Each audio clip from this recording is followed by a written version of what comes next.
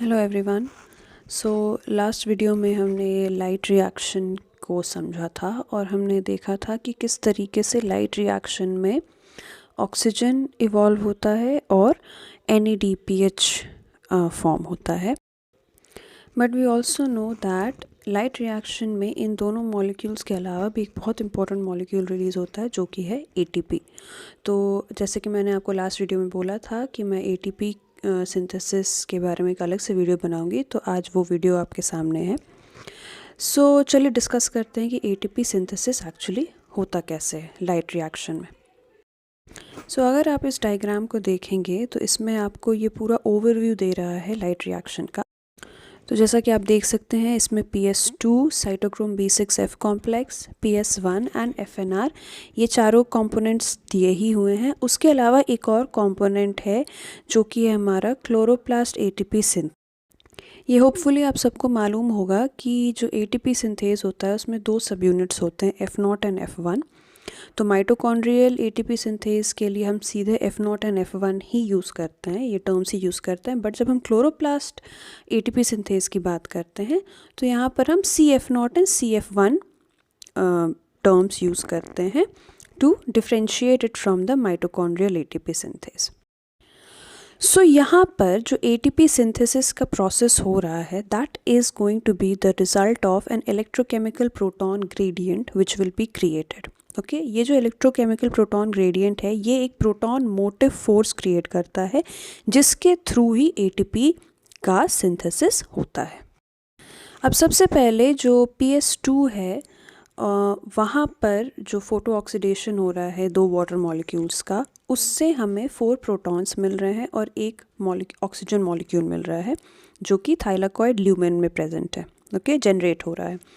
दूसरी चीज़ क्या हो रही है, साइटोक्रोम B6F के थ्रू जब इलेक्ट्रॉन्स पास करते हैं तो उससे 8 प्रोटॉन्स को फिर ट्रांसलोकेट किया जाता है स्ट्रोमा से थाइलाकॉइड ल्यूमेन के अंदर। आप एरो की डायरेक्शन देख सकते हैं, that will make it clear. So अब थाइलाकॉइड ल्यूमेन में हमारे पास टोटल 12 प्रोटॉन्स हैं। 4 प्रोटॉन्स जो PS2 में वाटर के फोटो ऑक्सीडेशन से हुआ है रिलीज़ हुए हैं और 8 प्रोटॉन्स जो साइटोक्रोम B6F के थ्रू जब इलेक्ट्रॉन्स मूव कर रहे हैं तो उसके थ्रू जो ट्रांसलोकेशन हो रहा है उससे मूव हो रहा है। So total 12 protons are present in the thylakoid lumen. Now this entire thing will create a proton gradient. Okay, it will create an electrochemical proton gradient. अब ये वापस इनको पास ऑन किया जाता है स्ट्रोमा में through the ATP synthase. Okay, so जो 12 protons thylakoid lumen में प्रेजेंट है they have to be translocated back into the stroma to regulate the electrochemical proton gradient being created. And ये movement कौन stimulate करेगा, ATP synthase के through. ATP synthase molecule क्या करता है, ये प्रोटॉन्स को जैसे जैसे वापस स्ट्रोमा में पहुंचाता है उसी दौरान ये ATP सिंथेसिस को भी कैटलाइज करता है, जहाँ पर ADP में इनऑर्गेनिक फॉस्फेट मॉलिक्यूल्स का एडिशन होता है and ATP is being synthesized.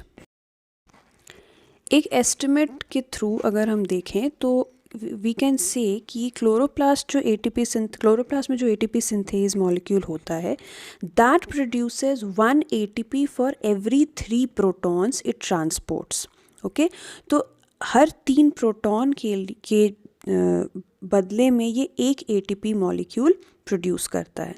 सो ऐसे हम बोल सकते हैं कि और वी कैन कंक्लूड दैट जो नॉन साइक्लिक इलेक्ट्रॉन ट्रांसपोर्ट होता है उससे that will result in the production of about 4 molecules of ATP per molecule of oxygen evolved. So एक molecule oxygen जब evolve हो रहा है उसके presence में या उसके साथ साथ 4 molecule ATP भी synthesize हो। So this is how light reaction will result in the synthesis of oxygen, ATP and NADPH. So I hope कि आपको लाइट रिएक्शन के नॉन साइक्लिक फोटोफॉस्फोरिलेशन का कॉन्सेप्ट क्लियर हो गया होगा। अभी आगे के वीडियोस में हम साइक्लिक इलेक्ट्रॉन फ्लो भी डिस्कस करेंगे और फिर हम कार्बन फिक्सेशन रिएक्शंस पे डिस्कशन करेंगे। सो देखते रहिएगा, बने रहिएगा हमारे साथ। और अगर आप चाहते हैं कि हम किन्हीं स्पेशल टॉपिक्स पर वीडियो आपके लिए लेकर आएँ तो please let us know in the comments and like, share and subscribe to our channel. आपसे मिलेंगे जल्द ही नए वीडियो। तब तक के लिए अपना ख्याल रखें। Keep studying. Have a great day. Bye bye.